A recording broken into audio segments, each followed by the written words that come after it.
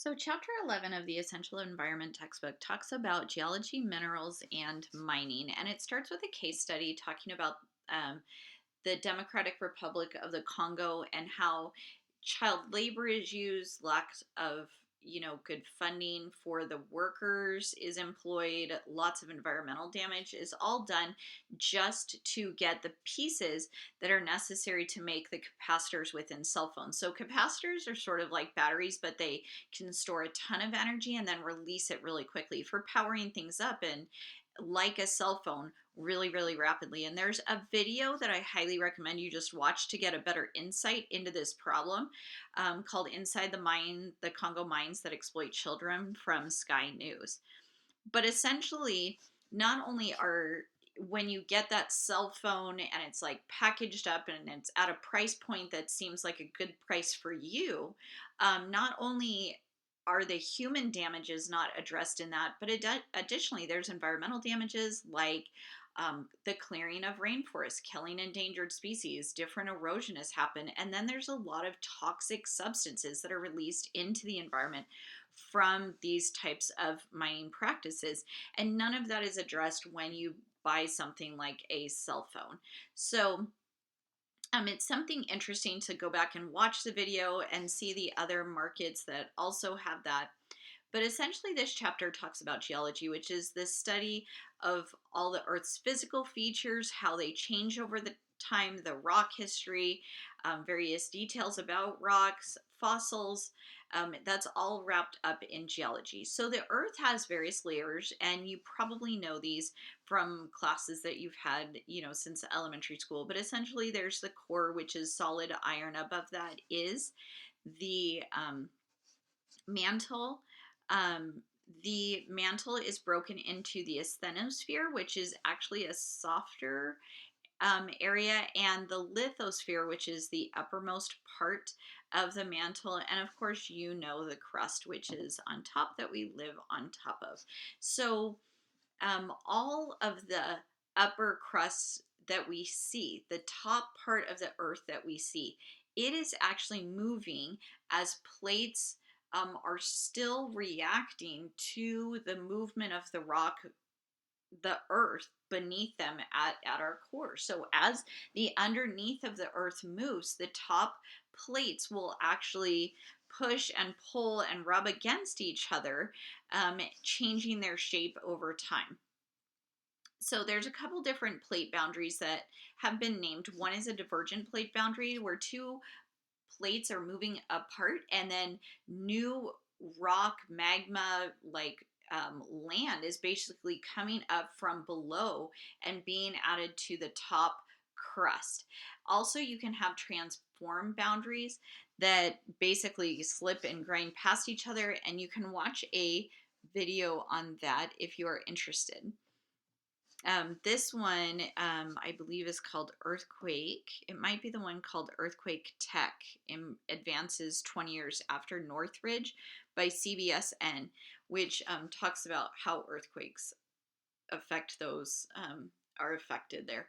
So, convergent plate boundaries, where two plates will converge, there's going to be almost like a conflict between the two plates. So ocean crust is usually very dense, very heavy, and because it's so dense and heavy from all the water and the land sitting on it, it will tend to go deep and subduct, go underneath another plate. So ocean crust tends to dive downward, because it is so heavy, whereas a continental plate, meaning like it's the above ground land that we are standing on, it tends to be lighter.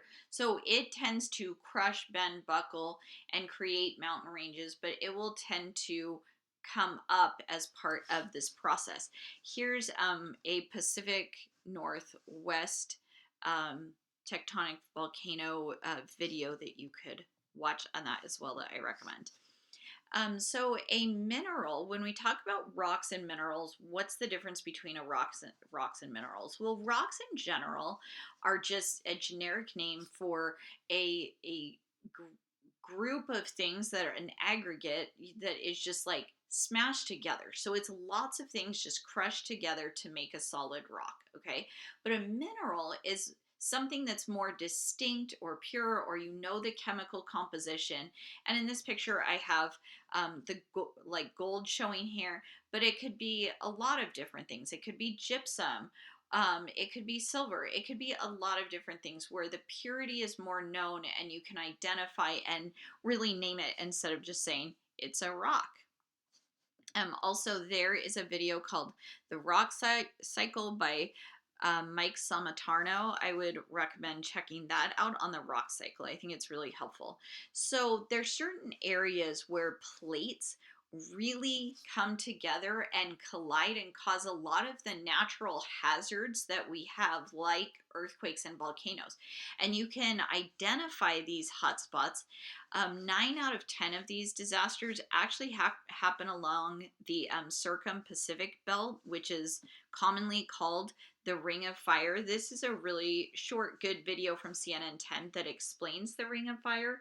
And scientists have full maps of where you can expect to see these. So an earthquake is a sudden release of energy where usually two different plates are passing, hitting each other, and they might hold to a certain point, and then all of a sudden it just can do things like slip past and release a bunch of energy all at once.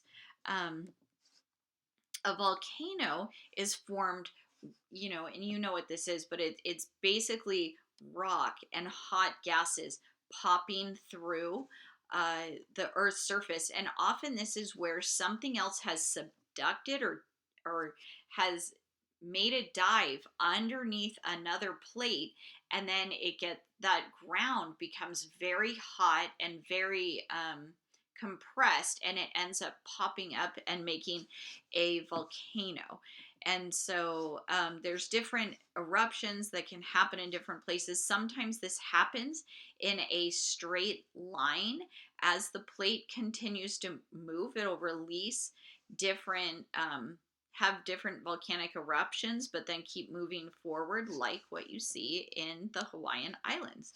So landslides are when a lot of land will all of a sudden fall down at once, basically due to erosion, gravity, a lot of times following a lot of water that has come and hit the area. A tsunami often happens when there's been a large earthquake out in the ocean, and all of that movement from the land shifting goes into the water, and the water basically passes that energy until a giant wave forms on land. And sometimes it can be very far away that the tsunami will form a giant wave onto land, and that is called a tsunami. In 2004, there was a tsunami that killed 228,000 people in the Indian Ocean. And so these can be very, very, very damaging. So basically, we can make some of these things like earthquakes, tsunamis, volcanoes. They're gonna be natural hazards. They're gonna come whether we want them to come or not. However, when we have severely altered the land, sometimes the effects of these things can be made worse. And so we'll talk about some of those adjustments as we go through today. Here's some different mineral resources that maybe you have thought about before, maybe you haven't, but for instance, like the aluminum in the can that came out of this vending machine, or the copper, nickel, zinc that went into the coins, the gold or silver jewelry people are using, or the different minerals in a cell phone, or the lithium for batteries, or even the wall boards called like sheetrock. Gypsum is a different mineral that we use in making sheetrock, or in this case it says wallboard. That's just another name. So to pull out the things that we need, we do have mining, which is the removal of rock or soil or other like minerals out of the ground that we are interested in. A human over their lifetime that is born, this is estimates of what a human born in 2019, how much of each mineral they will use on average in their lifetime. And if you look at that, that's a lot of minerals that are used in a person's lifetime. And of course, that's just increasing over time. So a metal is a chemical element that can be classified based on like its shininess, it's opaque, how malleable it is, like if it can be bent, if it's a good conductor, and you know metals really well. So in a process called smelting, you can actually take an ore and melt it, so a solid, and you can melt it and sometimes combine it with other chemicals to pull the metal out. You can also use smelting to take two different metals and then recombine them into an even stronger substance, or looking for the properties that you want out of two combined metals, and that is called an alloy. So the process of mining is not an environmentally clean one. It's very water and energy intensive.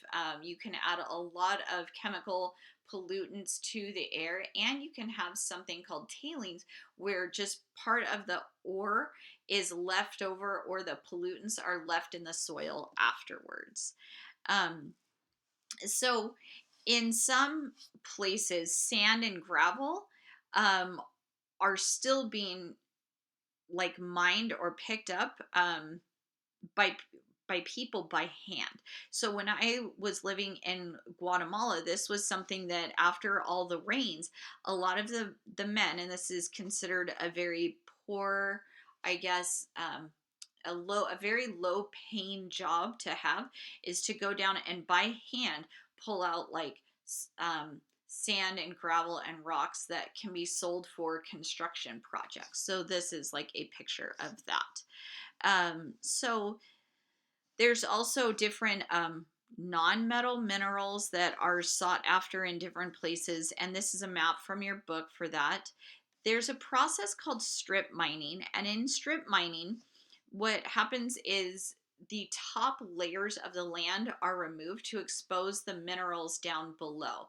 And so then another layer, like if you're wanting this coal here, you would take off this surface, dump it somewhere else, and then you would take off another surface and then get the layer of coal underneath that.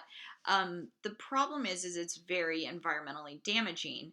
You can strip mining can leave behind, or the things that are used to strip mine can leave behind a lot of acids. It obviously kills all the plant material and the environment and the things that are there to get to it. So it can be very damaging. There's another type of mining called subsurface mining, where basically tunnels are built to get to different threads or veins that are wanted. Obviously, this can be very dangerous for the workers because you can have mine collapse, you can have toxic fumes and air that they're exposed to. And then all those places where the subsurface mining is done later, you can have collapses after the mine has already closed. Like this one here is in Pennsylvania, and after the mining was done, this has caught fire and has been on fire ever since. As far as what I can see, it has been on fire ever since. And so basically people just pulled out of the town altogether, so the town was left with that. Then there's open pit mining. This is one in Southern California, in Boron, California. If you live in Southern California, you can go and visit it, but it's terraced all around. Specifically, they are mining for boron there, and you can see what that's like, but it totally obviously changes the environment. Sometimes these mines are in really beautiful places. So here is a video called The Land of Mountaintop Removal, and it's from the Smithsonian Channel. But if you watch this video, this is actually a really gorgeous like mountaintop place, and then right next to it they're basically taking the tops off these mountains to go and make these mines underneath, and just killing all the beautiful trees and everything that's there. Obviously there's going to be some controversy there, like is that worth, whatever we're trying to get out of it? In some cases that might be yes, and in some cases that might be no. Okay, so solution mining is when a solution is poured down into a hole, and basically the whatever mineral you're seeking is basically pumped back out, to get what you want. And then seawater is actually can be mined by using different vacuums. This is really expensive because obviously anything under the water is very difficult to do.